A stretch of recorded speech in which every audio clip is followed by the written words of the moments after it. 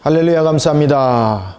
이제 우리가 요한계시록 11장 첫 교시에 이어서 계속해서 두 번째 교시 요한계시록 11장 11절에서부터 19절까지 내용을 보겠습니다. 자, 앞 시간에도 제가 여러분들에게 말씀드렸던 것처럼 1260일의 대환란, 전 3년 반의 1260일의 이 대환란은 매우 중요한 의미를 가지고 있다. 그리고 1260일에 대해서 이야기를 할 때에 두 정인들의 활동에 대한 기간이었고, 또한 이 1260일이 두 정인이 활동하는 부분들이 복음의 능력으로서 이 사역을 감당하는 기간이었습니다. 그리고 이 두 정인은 제가 여러분들에게도 말씀드렸던 것처럼 하나님께서 세우신 교회들이다. 여기서 교회들이라는 것은 건물의 교회가 아닙니다. 그래서 성도들입니다. 성도들을 말하고 있습니다. 그때에 이 전 3년 반에 42달에 짓밟힘이 있다. 그죠? 순수하게 복음이 전해지는 것이 아니죠. 그래서 42달에 이 환란이 일어나는데 이들은 누구를 사용한다? 바로 이방인들을 사용을 하는 겁니다. 불신자들을, 마귀에 속한 자들입니다. 마귀에 속한 자들을 사용을 한다. 그러면서 이 두 정인이 1260일의 사역을 통해서 두 정인들이 짐승들과의 전쟁을 벌이죠. 짐승들과 전쟁을 통해서 어떻게 됩니까? 순교를 당하게 됩니다. 이때가 순교를 당하게 되는 것이 하나님께서 말씀하십니다. 모든 것이 만물이 되었을 때입니다. 만물이 되었을 때. 그러니 짐승들이 두 정인을 죽였을 때에 그 짐승들은 자신들의 승리로 여겼습니다. 그렇지만은 그것은 자신들의 승리가 아니라 결국은 복음의 승리라는 것이 3일 반이라는 것이 설명을 하고 있다. 그죠? 왜 그들이 이 두 정인의 시신들을 3일 반 동안 방치를 시켜 놓습니까? 이것은 무엇을 말합니까? 예수님의 부활을 조롱하는 거죠. 그러면서 자신들의 승리를 그들이 확인시키는 겁니다. 그래서 모든 사람들로 하여금 그것을 확인하도록 만드는 겁니다. 그러면서 그들이 잔치를 벌리는 거죠. 그래서 이 3일 반이라는 것은 예수님의 십자가의 승리가 아니라는 것을 그들이 조롱하는 측면에서의 이 반을 더 사용을 하는 거죠. 그런데 하나님은 이것조차도 사용을 하더라. 결국은 이 3일 반이라는 것은 복음의 완전한 승리를 말하고 있더라. 이것이 이제 후 3년 반의 사건을 다루고 있습니다. 그래서 우리가 전 3년 반은 분명히 1260일 42달에 대해서 계속해서 강조를 하고 있습니다. 그럼에도 불구하고 이제 후 3년 반에 대한 사건들을 다룰 때는 1260일에 대한 강조를 하지 않습니다. 1260일이라는 강조보다는 이 사흘 반이라는 부분을 굉장히 강조를 주고 있습니다. 이것이 뭔가 하면 이것이 이제 후 3년 반의 시작점이기 때문입니다. 그때 이 3일 반이라는 것은 우리에게 무엇을 설명하고 있습니까? 승리. 무슨 승리라는 겁니까? 복음의 승리. 다시 말하면 사탄이 착각을 하고 있도록 하나님께서 그들을 만들었을 뿐이라는 거죠. 결국은 이것이 복음의 완전한 승리라는 것을 말하고 있고, 그 다음에 이 3일 반이라는 것은 기간이 짧다라는 것을 우리에게 설명을 하고 있다. 자, 이런 속에 11절부터 12절을 한번 13절까지 읽습니다. 자, 시작. 3일 반 후에 하나님께로부터 생기가 그들 속에 들어가매 그들이 발로 일어서니 구경하는 자들이 크게 두려워하더라. 하늘로부터 큰 음성이 있어 이리로 올라오라 함을 그들이 듣고 구름을 타고 하늘로 올라가니 그들의 원수들도 구경하더라. 그때에 큰 지진이 나서 성 10분의 1이 무너지고 지진에 죽은 사람이 7천이라. 그 남은 자들이 두려워하여 영광을 하늘의 하나님께 돌리더라. 아멘. 멋진 장면이 이제 등장합니다. 자, 보십시오. 그래서 제가 복음의 승리라는 것을 지금 딱 먼저 설명하고 제가 들어가는 겁니다. 자, 보십시오. 이제 어떤 사건이 일어나는지. 자, 3일 반이 되었습니다. 이 3일 반은 무엇을 의미를 하고 있다?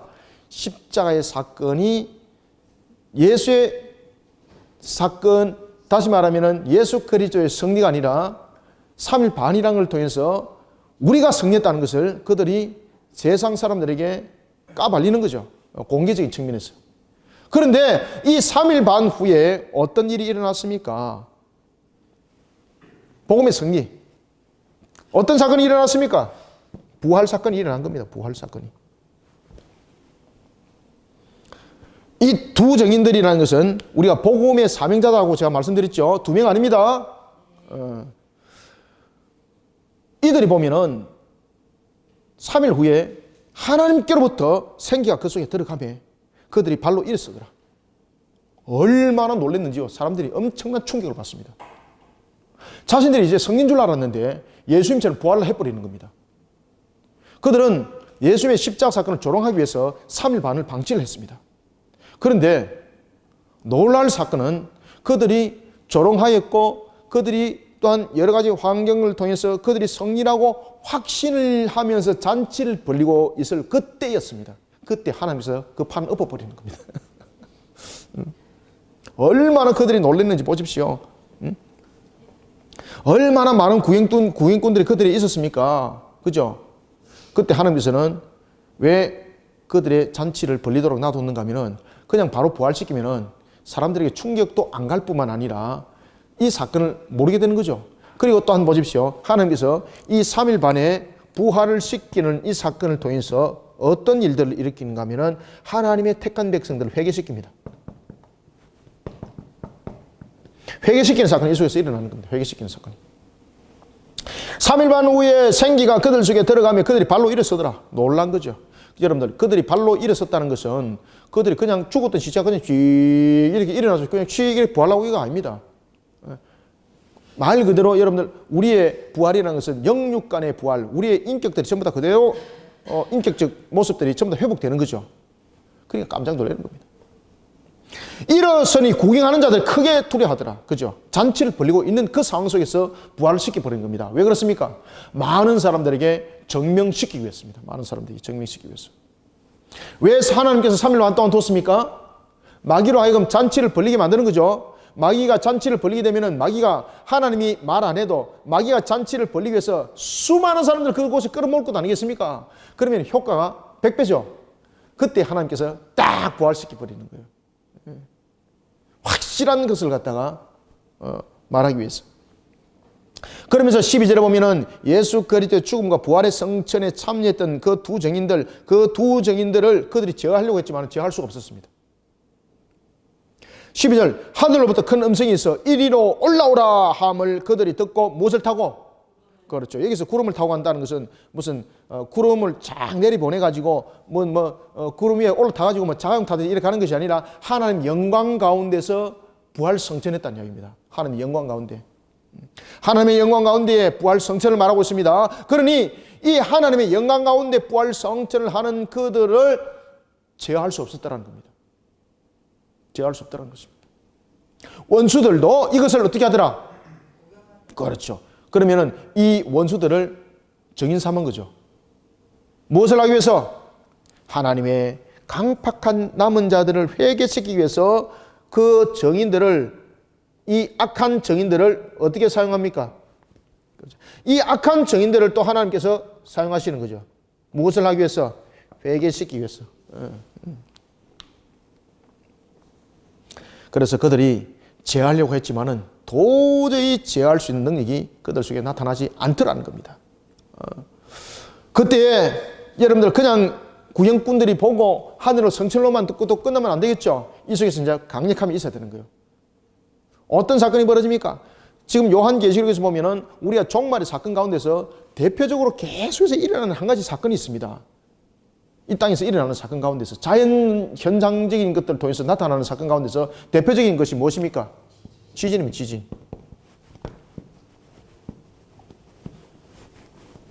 우리가 여러분들 계속해서 지금 지진 일어나고 있죠. 이런 부분들을 무슨 어떤 판의 지구판이 뭐 어떤 활동성에 의해서 그런 주기적인 활동이 일어났습니다라고 이야기하는 것은 그냥 데이터상의 이야기고 하나님께서 우리에게 들려주는 음성입니다. 종말에 관한 하나님의 우리에게 들려주는 음성들입니다. 오늘 본문에도 보십시오. 큰 지진이 났다는 것은 이게 단순한 한 곳에 일어난 지진이 아닙니다. 이게 큰 지진이 일어났다는 것은 말 그대로 대재앙과 같은 그런 지진이 일어난다는 겁니다. 그렇기 때문에 지진이 일어나서 성 10분의 1이 무너졌다는 거예요. 성 10분의 1이. 자, 여러분들 8절에 보십시오.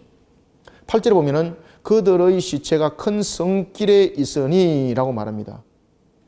왜 그들을 3일 반 동안 그들을 주님의 십자가와 관계되어 있는 그 성, 다시 말하면은 우리가 예를 들어서 예루살렘과 같은 곳에 왜 그 시체를 3일 반 동안 방치를 했을까? 그들은 여러분들이 잘 아시는 것처럼 이런 부분들을 통해서 우리에게 또 설명을 해주는 것이 있죠. 그것은 뭔가 하면은 창조주 하나님 대신에 누구를 의존해라는 뜻입니까? 이 마귀가 이 3일 반을 그 시신을 성이 있는 예루살렘에 방치를 합니다. 왜 그런 사건을 전개를 합니까? 바로 십자가가 전개됐던 그곳에 시체를 방치를 합니다. 왜 그렇습니까? 하나님을 의존하지 말고 누구를? 마귀를 의존하라. 왜? 최후의 승리는 우리이기 때문에. 그 다음에 두 번째, 이 사건을 8절에 이 큰 성길에 둔 것은 회개 대신에 무엇을 쫓아라는 겁니까? 회개, 그 두 증인이 계속해서 회개복음 전했죠.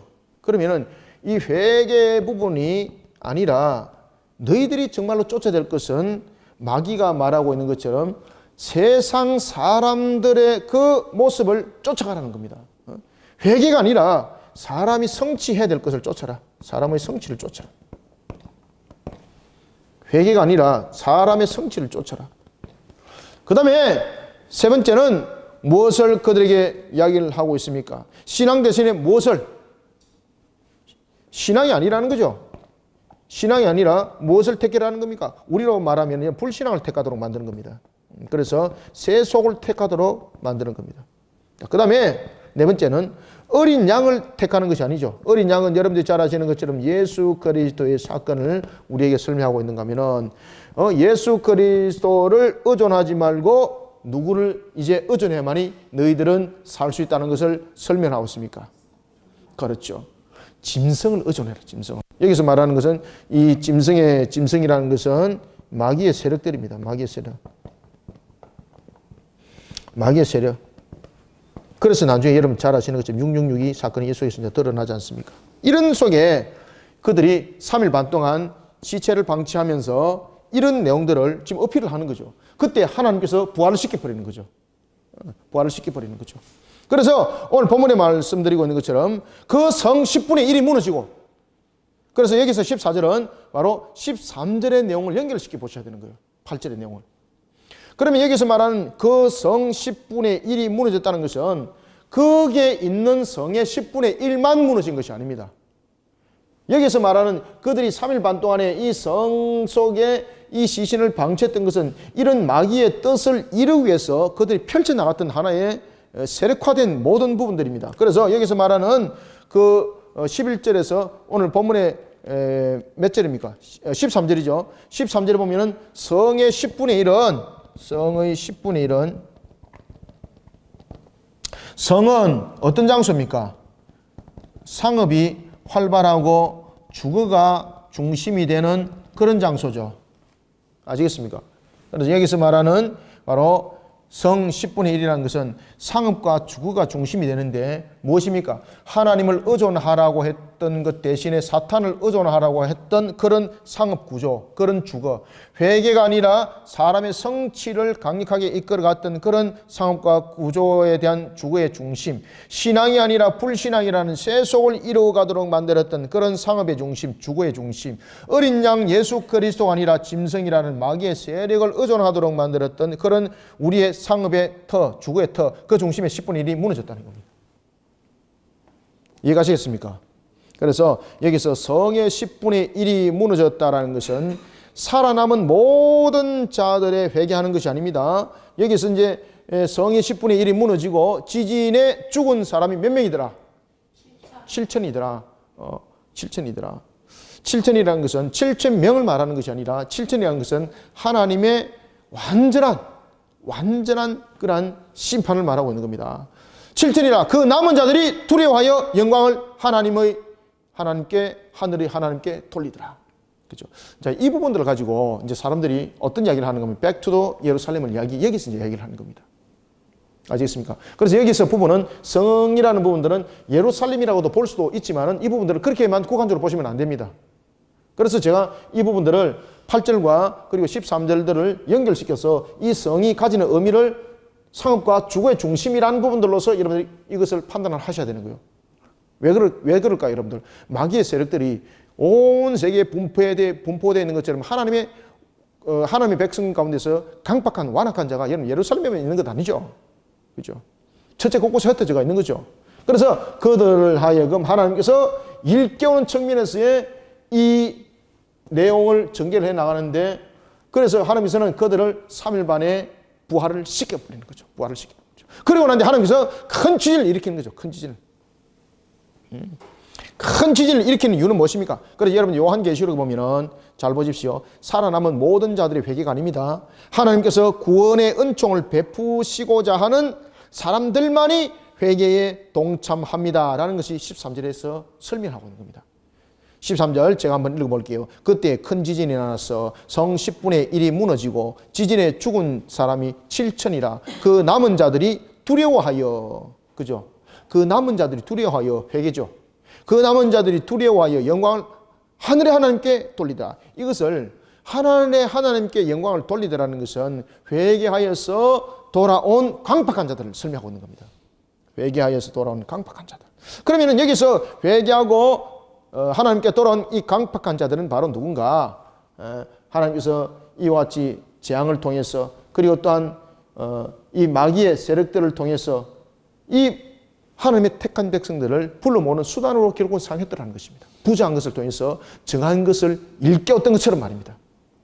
그런 여러분들, 마귀는 십자가에서 자신이 이겼다고 말하지만 결국은 십자가가 바로 주님의 승리였고 우리의 승리였습니다. 3일반도 똑같은 이야기입니다. 그래서 이런 내용들이 지구의 처체 곳곳에서 이제 일어나는 겁니다. 이게. 그래서 성 10분의 1이라는 것은 상업과 주거의 중심지라 이런 보셔야 됩니다. 예루살렘이라는 어떤 한 장소적인 측면에서 국한적으로 보시고 이것을 백투더 예루살렘이라는 부분으로서 강조하시면은 여러 가지 모순이 발생하게 되는 겁니다. 자, 그러면서 이제 둘째 화가 지나갔다는 거죠. 그죠? 둘째 화는 몇 번째 나팔장입니까? 6번째 나팔장입니다. 자, 그러면서 이제 14절 이후에 이제 7번째 나팔이 불려지는데 이것이 이제 셋째 화인데, 이 셋째 화는요, 여러분들 12장부터 14장까지의 중간 계시가 있고, 그리고 15장부터 16장 한번 보십시오. 여러분 보시면은요, 대접장이 일어나기 전까지. 그래서 16장부터는 여러분 대접장이죠. 16장부터는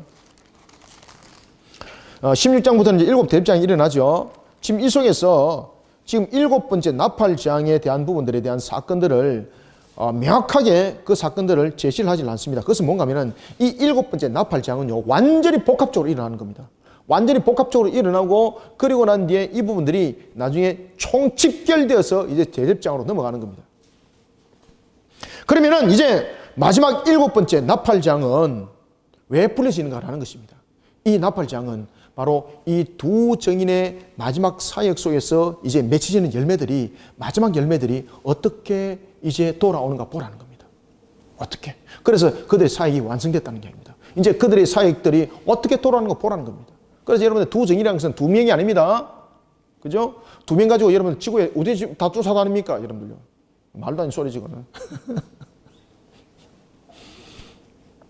그래서 이제 7번째 이 나팔장을 통해서 이제 마지막으로 택한 백성들이 어떻게 불러 모으지는가를 우리에게 설명하고 있습니다. 그래서 이제 우리가 다음에 보면은 12장에 보면은 한 여자가 이제 등장합니다. 한 여자가 등장합니다. 그것이 뭔가 하면은 바로 교회의 모습을 그대로 이제 우리에게 설명하고 있는 것이 12장부터 그 이하의 내용들입니다. 자, 이제 7번째 나팔장이 시작되었습니다. 자, 7번째 나팔이 불려집니다. 15절 함께 읽어봅니다. 시작. 7째 천사가 나팔을 불매 하늘에 큰 음성들이 나서 이르되 세상 나라가 우리 주와 그의 그리스도의 나라가 되어 그가 세세토록 왕노릇 하시리로다 하니. 아멘. 마귀에게 속해 있던 세상의 나라가 이제 누구의 나라가 된다는 이야기입니까? 주님의 나라.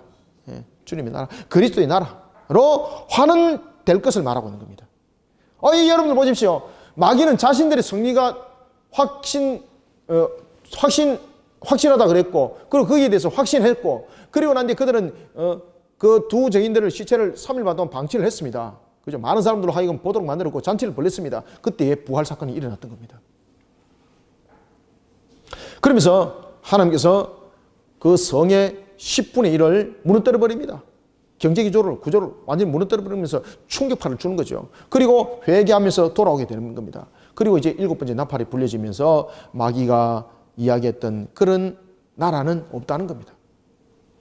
마귀에 속했던 그런 세상의 나라가 아니라 다시 우리의 주의 그리스도의 나라가 환원되었다는 것을 7번째 나팔은 그것을 설명을 하고 있습니다. 그래서 7번째 나팔 재앙을 통해서 이제 마지막 백성들이 두 정인의 그 열매들이 마지막으로 결실을 맺게 되는 겁니다. 그래서 7번째 나팔 재앙은 바로 승리의 마지막 피날레입니다. 승리의 마지막 피날레. 7번째 나팔은 무엇이라고요?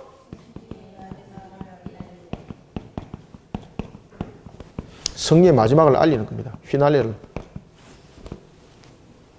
승리의 마지막을 알리는 겁니다. 그래서 7번째 나팔이 불려지면서 세상 나라가 우리 주와 그리스도의 나라가 되어라고 이야기를 하는 겁니다. 그가 세세토록 왕노릇 하시리로다. 이제 어떤 사건이 이제 벌어진다는 이야기입니까? 이제 7번째 나팔장이 마무리가 되면서 천년왕국이 일어난다는 거예요. 천년왕국. 그래서 승리의 마지막을 알리는 거예요. 승리의 마지막을. 알겠죠? 그래서 이제는 무엇을 알립니까? 천년왕국을 알리는 겁니다. 천년왕국. 16절, 17절 읽어봅니다. 그래서 천년왕국 설명합니다. 시작. 하나님 앞에서 자기 보호자에 앉아있던 24장로가 엎드려 얼굴을 땅에 대고 하나님께 경배하여 이르되 감사하옵나니 옛적에도 계셨고 지금도 계신 주 하나님 곧 전능하신 이여 친히 그 권능을 잡으시고 왕노릇 하시도다. 아멘. 무엇을 설명합니까? 그 하나님이 천년왕국 설명하는 겁니다. 천년왕국. 천년왕국. 성리의 7번째 나팔은 7번째 나팔은 우리에게 무엇을 설명해 주고 있습니까? 승리의 마지막을 알리는 겁니다. 그러면 그 승리의 결과는 무엇입니까? 그 승리의 결과는 천년왕국입니다. 천년왕국, 천년왕국. 그래서 우리가 여러분 이 대접재앙과 천년왕국들이 우리는 구별되었어. 대접이라는 것은 피할 길 없지 않습니까? 그럼 우리가 이 속에 있으면 같이 여러분 재앙받는 겁니다. 그러니까 우리를 완전히 구별되어서 이제 천년왕국으로 우리를 보내는 겁니다. 그 이야기를 설명하는 겁니다. 종말의 승리에 대한 천상의 교회가 누구에게 오는가? 종말의 승리는 누구에게 오는가? 누구에게 옵니까? 하나님의 교회에게 오는 겁니다. 하나님의 교회에게. 그래서 천상의 교회가 누리는, 그러면서 그것을 감사함으로 영광을 돌리는 모습이 24장로의 경배를 통해서 나타나고 있는 겁니다. 16절 하나님 앞에서 자기 보좌에 앉아있던 24장로는 누구라 그랬죠? 전체적인 교회를 상징하고 있습니다. 24장로가 엎드려 얼굴을 땅에 대고 하나님께 경배합니다. 무슨 이유 때문에?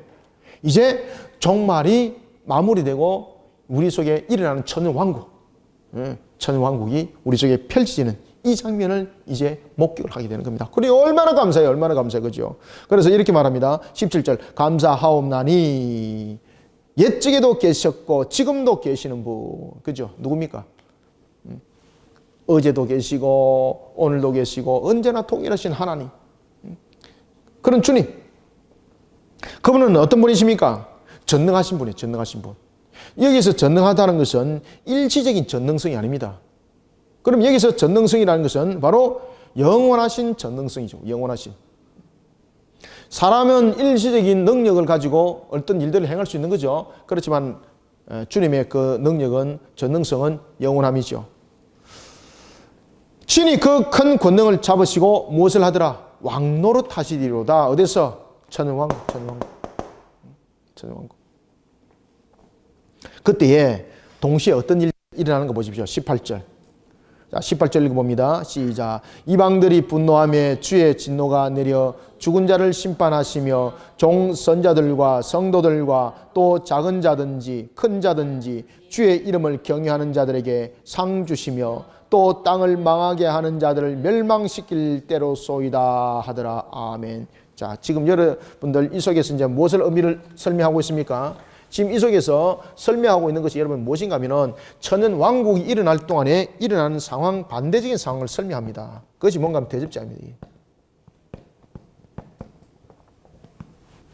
이 대접장은 지금 누구를 향해서 부어지는 겁니까? 불신자들.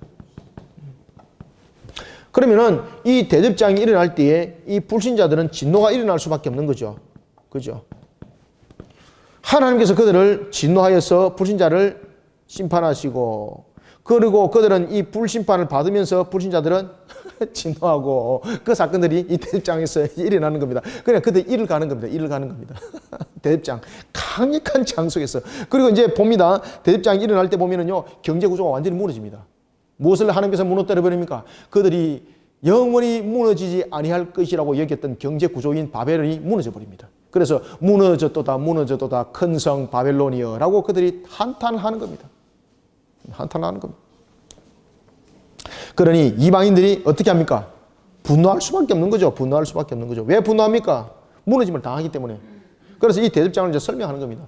하나님의 진노에 의해서 불신자들이 이제 이 대접장을 갖다 뿜을 받을 것인데, 이 불신자들은 자신들이 무너짐을 통해서 분노할 수밖에, 일을 가면서 분노할 수밖에. 그렇지만은 이 천년 왕국을 누리는 하나님의 백성들에게는 축복의 한마당이 되는 거죠. 이제. 그래서 이제 완전히 갈라지는 것을 설명하게 되죠.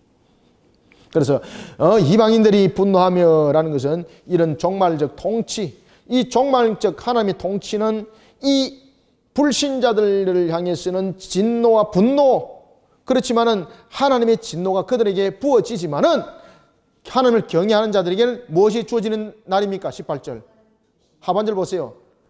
경외하는 자들에게는 상 주시는 날이에요. 상 주신 날.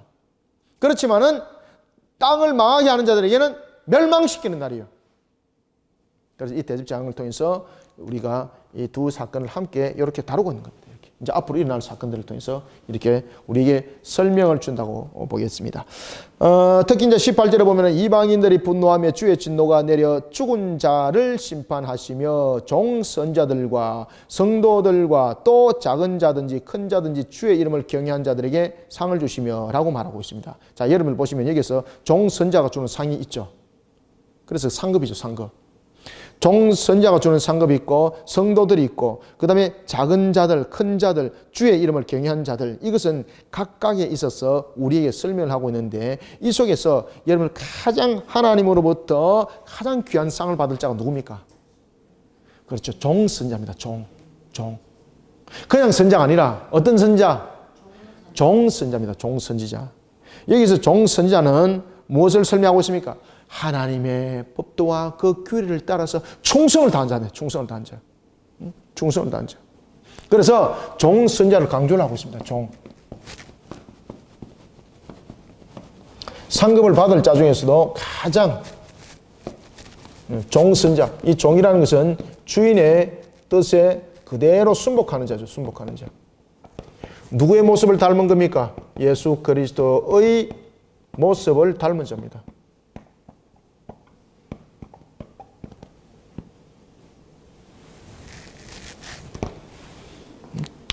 그래서 그들이 상급이 제일 큽니다. 그래서 우리는 그냥 선자가 아니라 종선자가 되어야 되는 거예요. 종선지자.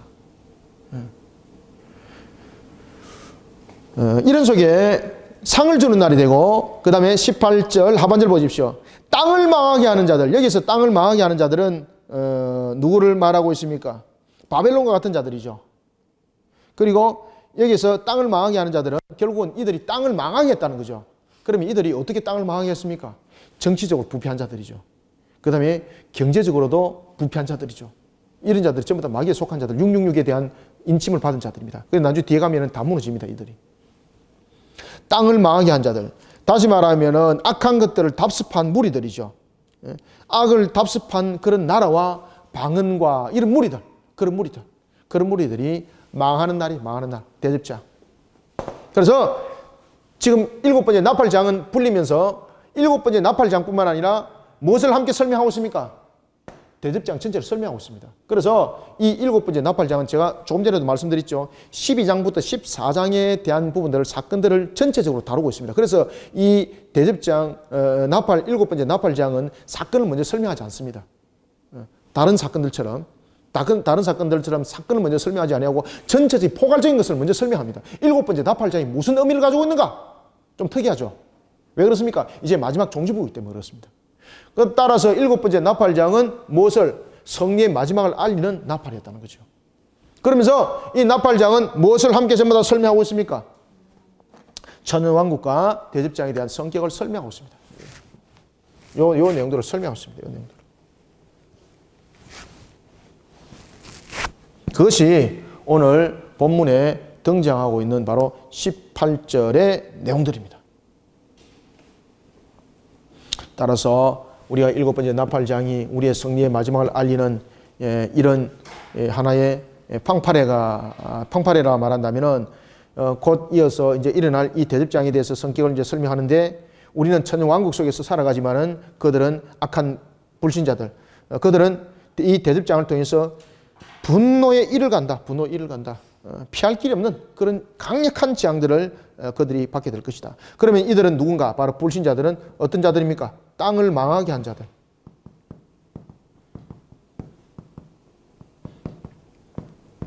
그래서 이 속에는 정치와 경제와 그리고 사회의 전반적인 부분에 대해서 이 불의 속에, 이 악함 속에 있는 그들입니다. 이 땅을 망하게 한 자들은. 그러면 이 땅을 망하게 한 자들은 누굽니까? 바로 마귀의 인침을 받은 자들입니다. 마귀 인침을 받은 자들. 대접장은 그들 향해서 부어진다는 겁니다. 그래서 우리가 잠깐 보고 갈까요? 자, 13장 보세요. 13장. 13장 17절, 18절. 제가 이제 뒤에서도 설명하겠습니다만 잠깐 그냥 읽고 갑시다. 시작. 누구든지 이 표를 가진 자 외에는 매매를 못하게 하니. 자, 여기서 인침을 받은 자는 누굽니까? 바로 땅을 망하게 한 자들입니다. 땅을 망하게 한 자들. 그들이 왜 그것을 인침을 받습니까? 정치, 경제, 사회 전반적인 부분에 대해서 이제 마귀의 허락이 없이는 그 부분들에서 자신들이 취할 것이 아무것도 없습니다. 그래서 인침을 받는 겁니다. 자, 계속해서 읽어봅니다. 다시 16절 시작.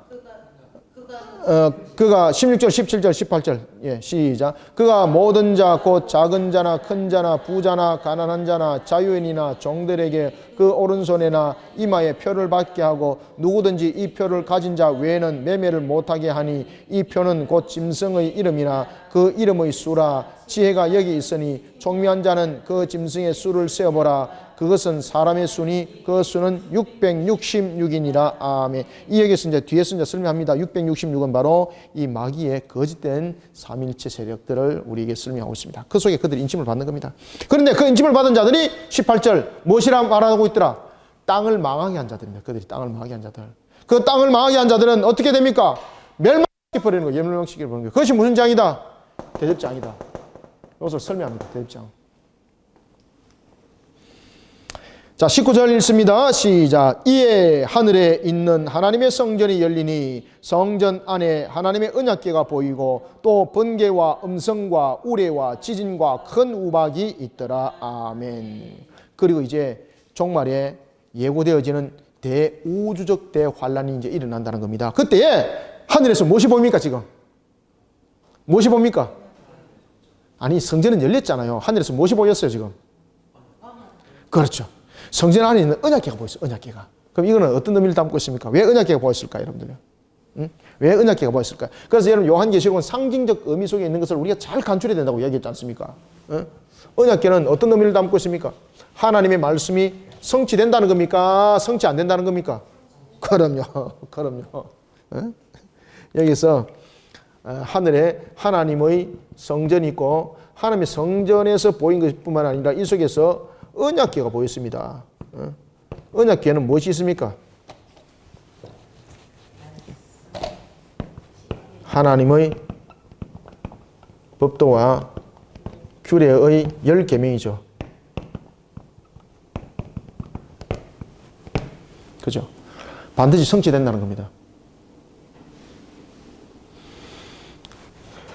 그 다음에 두 번째, 이 언약궤가 보인다는 것은 연의 성취를 말합니다. 말씀의 이루어짐입니다.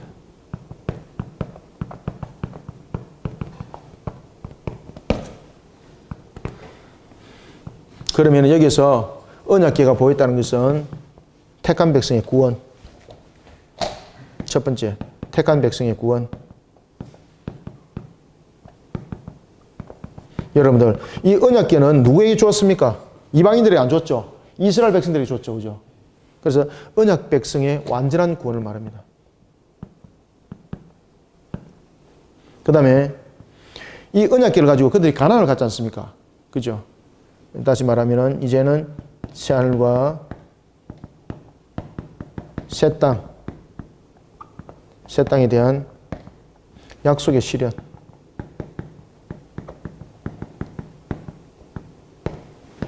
이것을 담고 있습니다. 제가 필체가 워낙 안 좋아가지고 이거 글자 보입니까?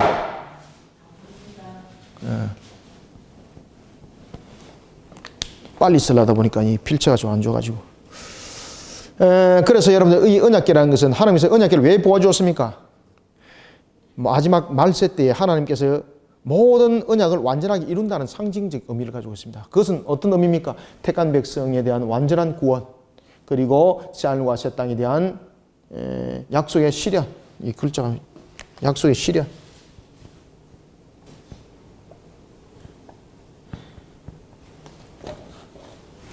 새하늘과 새 땅에 대한 약속의 실현.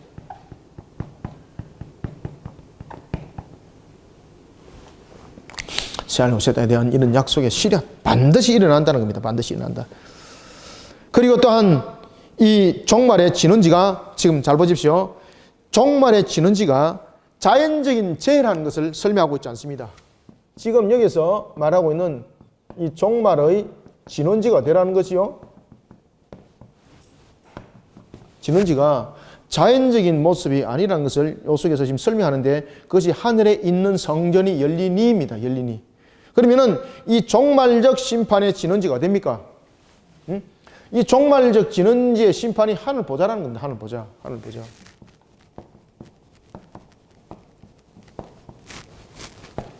종말적 진원지가 어떤 자연적인 환경들을 통해서 일어나는 것 아닙니다. 이거. 종말적 진원지가 하늘 보좌에서부터 일어나는 모든 계획된 것이라는 것을 설명하고 있습니다. 보좌에서 실행되어지는 것.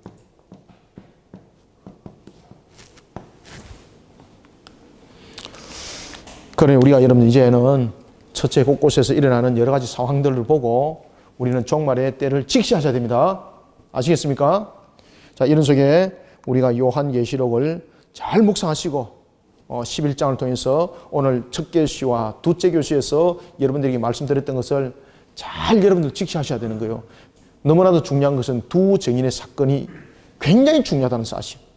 종말이 임할수록 하나님께서는 말씀의 군사들을 마지막으로 사용할 때에 그들에게 그냥 지식적으로 말씀을 안 가르칩니다. 그리고 나중에 이 말씀이 그들에게 능력으로, 권능으로 나타날 때 그들은 두 증인이라는 것은 그들 자랑 삼는 그런 말씀의 권세자가 아닙니다. 그러니까 말씀을 증거하면서 막 자신을 자랑 삼는 것은 가짜 증인입니다. 가짜 증인.